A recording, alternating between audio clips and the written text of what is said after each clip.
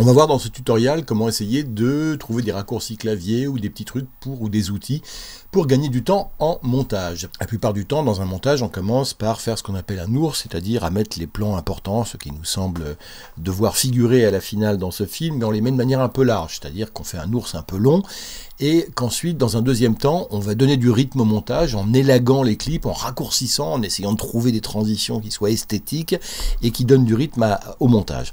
Alors, c'est dans cette étape-là que je vous propose quelques raccourcis ou quelques petites techniques qui vont vous permettre de gagner du temps.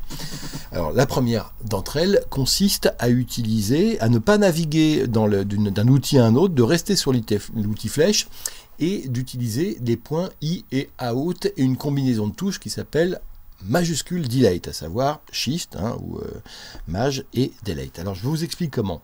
Par exemple ici je suis sur ce plan, je décide qu'il est un peu trop long, que je peux le couper un petit peu vers la fin, voilà ici, ici par exemple les chevaux je vais les raccorder, je fais un I, ici je raccorde sur mes chevaux par ici, et maintenant maj delete. Et voilà, ça a été effacé. Je reviens en arrière, pomme Z. Vous voyez ici, les deux points que j'avais sélectionnés. La zone que j'avais sélectionnée, c'est la zone qu'on va élaguer, qu'on enlève en faisant pomme shift ici. Ce qui va beaucoup plus vite que si j'avais fait, regardez, mon outil ici. Sinon, j'aurais dû passer par, ici c'était élagueur, et ensuite une deuxième fois. L'autre intérêt de cette technique, c'est de pouvoir naviguer très facilement du pomme I, de ce point-là à ce point-là, puisque ça va me permettre donc de voir tout de suite les deux images qu'on va raccorder, la fin de mon clip ici avec le début de celui-là. Je peux vérifier très facilement, naviguer très facilement de l'un à l'autre pour voir si les deux images collent en faisant maj I et maj out. Maj out ici, maj I ici. Ici, dans un même plan, je peux également élaguer. Vous voyez, ce plan-là, il est un peu long, donc je vais essayer de garder cette partie-là où le type tourne sur lui-même. Et puis ici, je mets un point in et je vais raccorder ensuite.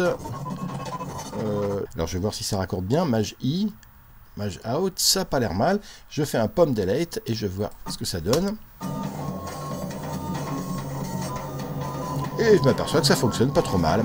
Donc voilà, c'est une manière assez rapide de monter. Donc on peut couper dans un même plan en utilisant le I, le out et le maj delete, je le répète encore une fois. Et ça nous permet de faire ça sans avoir à passer par l'outil rasoir cette fois-ci, parce qu'on aurait fait comment sinon? Je fais pomme Z pour revenir. Si on n'avait pas eu ça, ce qu'on aurait fait, c'est qu'on aurait pris l'outil rasoir ici, qu'on aurait coupé ici, qu'on aurait coupé ici, qu'on serait repassé par l'outil flèche ici pour sélectionner cette partie-là et faire tchac, comme ça. Là, on n'a pas besoin, il nous suffit de faire très rapidement. Je reviens en arrière, pomme Z, pomme Z, pomme Z, et je reviens en arrière. Une fois que j'ai sélectionné ces deux points, tout il me reste à faire, tic, pomme delete, et mon montage est fait.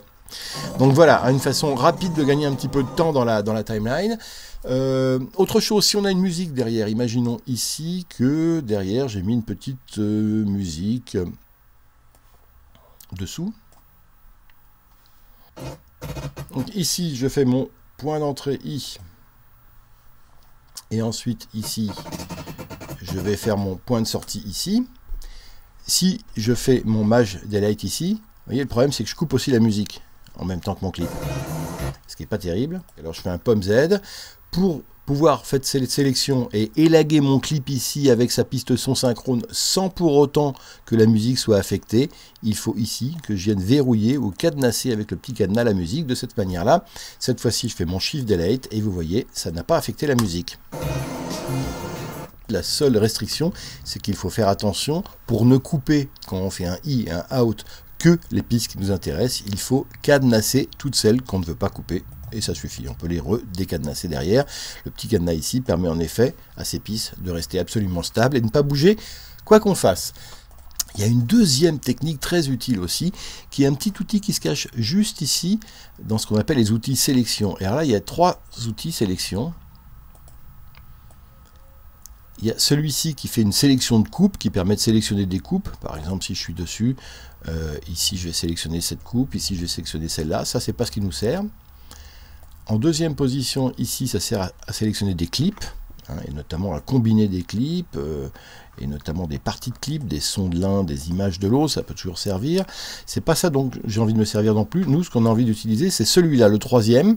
Le raccourci clavier, c'est GGG. Et celui-là, c'est un outil aussi fantastique pour faire du montage rapide dans la timeline. Regardez par exemple ce que je peux faire ici si je veux élaguer un petit peu. Vous voyez la petite croix qui apparaît au lieu de la flèche ici. Et bien je fais ça, vous voyez. Je sélectionne une partie et pareil, match delete, et hop, elle est partie. C'est magique. Alors ça va très très vite parce que honnêtement, ici, je vois tout de suite ce que je coupe. Quand on utilise cet outil-là, on n'a pas à verrouiller les pistes son comme on faisait tout à l'heure, parce que quand on fait l'outil sélection, on interagit uniquement sur un clip. Hop, vous le voyez, ma musique ne bouge absolument pas, ce qui était le cas quand je faisais in et out, j'avais besoin de verrouiller mes pistes. Là, ce n'est absolument plus le cas, il me suffit simplement d'utiliser la petite croix et de couper absolument ce que je veux, où je veux, très facilement, parce qu'en plus, on me propose, dès que je commence à faire ça, dès que je commence à poser ma croix sur le clip, à me montrer le point de départ et le point d'arrivée du film. Donc c'est la manière pour moi la plus rapide, quand j'ai un montage assez large, pour le rétrécir et aller à l'essentiel et donner du rythme en musique à un montage. C'est vraiment la manière la plus rapide de procéder.